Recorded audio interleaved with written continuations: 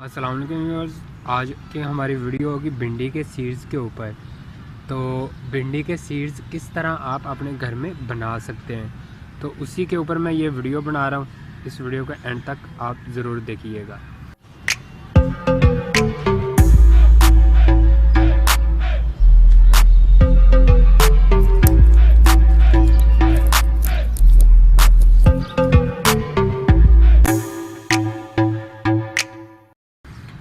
तो सबसे पहले हमने भिंडी को ग्रो किया, इसकी सीड्स को ग्रो किया, फिर पनीरी तैयार की मैंने, और उसके बाद मैंने इनको फ्लावर पॉट्स के अंदर लगा दिया था।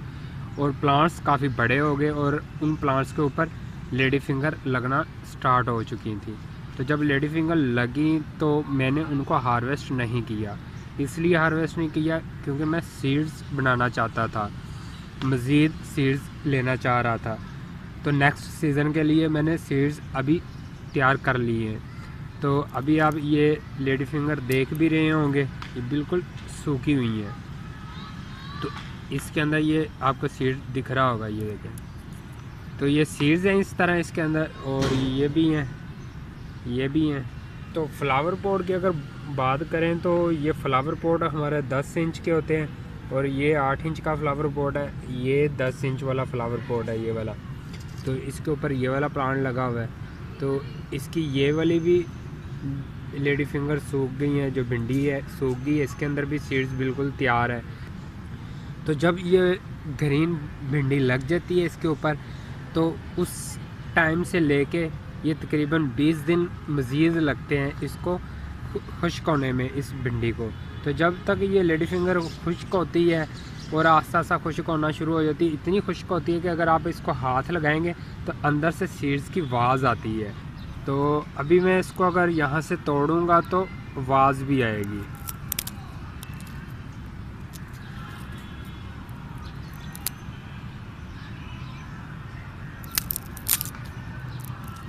ये बिल्कुल तिनके बन गए हैं। अभी हम सीड्स भी बाहर निकालते हैं। तो फर्टिलाइज़र का कोई इतना सीन नहीं है, मैंने इनमें फर्टिलाइज़र इस्तेमाल नहीं की थी। तो मैं इनको यहाँ से निकालता हूँ। ये देखें, इसके अंदर अच्छे खासे सीड्स हैं। तो अभी हम ये सीड्स भी निकाल के देखते हैं। इससे पहले मैं ये तमाम के तमाम को हार्वेस्ट कर लेता हूँ जो बने हुए हैं।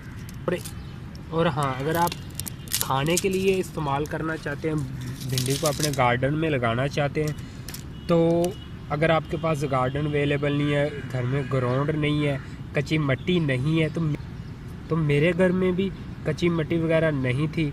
तो मैंने तकरीबन तमाम फ्लावर पॉट्स के अंदर अपनी वेजिटेबल को ग्रो किया था। और उसके साथ साथ मैं टोकरियाँ भी इस्तेमाल करता रहा हूँ। ये टोकरियाँ तो ये अभी खाली पड़ी होंगी, ये सारी की सारी टोकरियाँ। ये इसलिए खाली पड़ी हुई हैं क्योंकि जून का महीना चल रहा है, तो जुलाई में जाके हम दोबारा सीडलिंग कर सकते हैं तमाम वेजिटेबल की, जो हमारी सर्दियों की वेजिटेबल होती है। तो उसके ऊपर मैं वीडियो बनाऊंगा और वीडियो बना के आपको बताता रहूँगा साथ साथ कि अब कौन सा सीज़न है और आपने क्या अपने घर में लगाना है।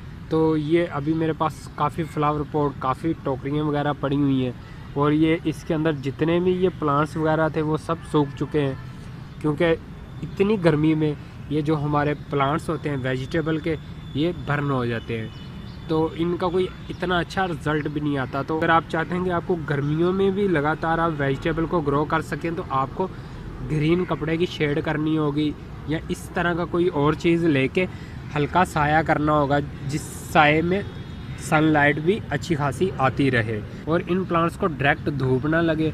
अगर डायरेक्ट धूप इनको लगती भी है तो उसके लिए शेड करना लाजमी है। तो शेड करेंगे तो आपके वेजिटेबल के प्लांट्स बच जाएंगे, अगर नहीं करेंगे तो ये बर्न हो जाएंगे, क्योंकि ये बहुत ज़्यादा गर्मी इस टाइम होती है। तो इस गर्मी में हमारे जो भी प्लांट हैं ये सर्वाइव नहीं कर पाते। तो अभी ये जो हम यहाँ से सीड्स हासिल करेंगे, ये हम सीड्स को दोबारा ग्रो करेंगे। और ग्रो करने की भी मैं जो इससे पहले मैंने लेडी फिंगर प्लांट्स की वीडियो बनाई है, इसकी सीडलिंग ग्रो करने की वीडियो मेरे चैनल पे है, और इसके जो मैंने अपडेट वगैरह दी हुई है वो भी चैनल के अंदर है लेडी फिंगर प्लांट्स के मतलब। तो ये मैंने इस तरह ये सीड्स तैयार कर लिए हैं और अब इन सीड्स को हम बाहर निकालते हैं।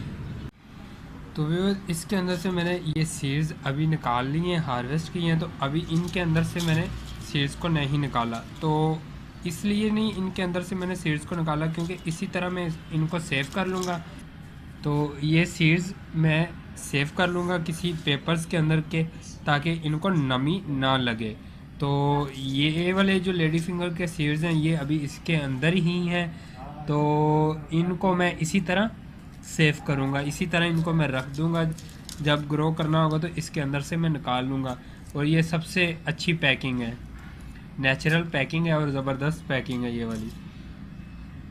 तो ये था एक सिंपल सा तरीका सीड्स को घर में बनाने का, तो इजीली आप भी बना सकते हैं। तो नेक्स्ट टाइम जब इसकी सीडलिंग हम कर सकते हैं वो जुलाई आने वाला है, तो जुलाई की 15 तारीख के बाद जाके हम इनको ग्रो कर सकते हैं लेडी फिंगर्स को। तो आप भी सीड्स को परचेज़ कर लें और जुलाई के मंथ में आके 15 जुलाई के बाद आप सीड्स को इजीली अपने घर में ग्रो कर सकते हैं। तो हम मिलते हैं नेक्स्ट वीडियो के साथ, नेक्स्ट इन्फॉर्मेशन के साथ। तब तक के लिए अल्लाह हाफिज़, बाय बाय।